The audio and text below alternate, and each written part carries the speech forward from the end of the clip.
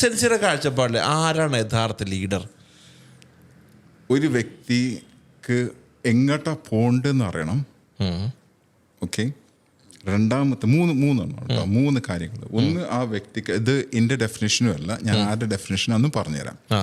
ആ വ്യക്തിക്ക് എങ്ങോട്ടാണ് പോകണമെന്നുള്ള വളരെ വ്യക്തമായിട്ടുള്ള ഒരു നിലപാടുണ്ടായിരിക്കണം. ഞാൻ ഇങ്ങോട്ടാണ് പോകണമെന്നുള്ളത് ക്ലിയർ ആയിരിക്കണം. രണ്ടാമത്തത്, ആ വ്യക്തി അങ്ങോട്ട് പോകുമ്പോൾ ഇനി ഈ ഒരു ഡെഫിനേഷൻ ഞാൻ ഇവിടെ ബ്രേക്ക് ചെയ്യാം, എന്നിട്ട് അതിൻ്റെ മറ്റൊരു ഭാഗം പറഞ്ഞുതരാം. ചിലർ സ്റ്റേജിൽ കയറിയിട്ട് നമുക്കെല്ലാവർക്കും ഇത് ചെയ്യണം ഇത് ചെയ്യണം ഇത് ചെയ്യണം എന്ന് പറയും, പക്ഷെ അവർ തന്നെ ചെയ്യില്ല. അവർ തന്നെ ചെയ്യില്ല.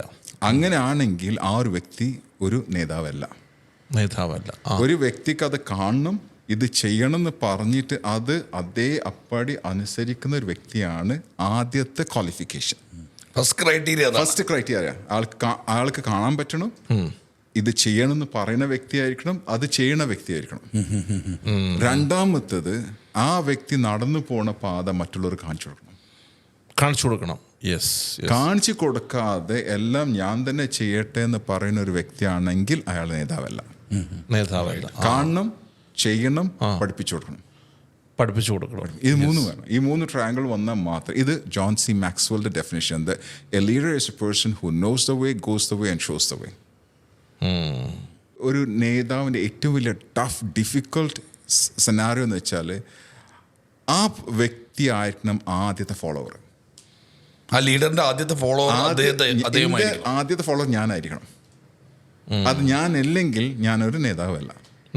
അല്ല, അതൊരു ഭയങ്കര ക്രൂഷ്യൽ പോയിന്റ് കേട്ടോ.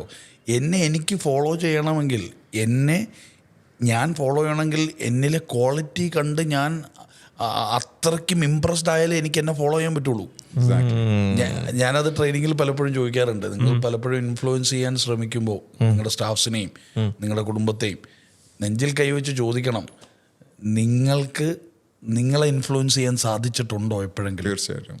ഇല്ലെങ്കിൽ നിങ്ങൾക്ക് ആരെയും ഇൻഫ്ലുവൻസ് ചെയ്യാൻ സാധിക്കില്ല. അതൊരു വലിയ വാലിഡ് പോയിന്റാണ്.